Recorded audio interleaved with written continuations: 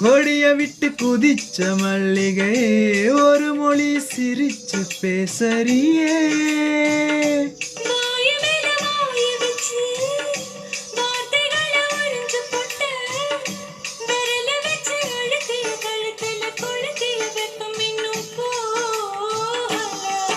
அடிவும் போல செவப்பும் இல்ல, கணு கால் கூட கருப்பும் இல்ல, நீ தீண்டும் இடம் தித்திக்குமே, இனி பாக்கி உடம்பு செய்ய வேண்டும் பாக்கியமே.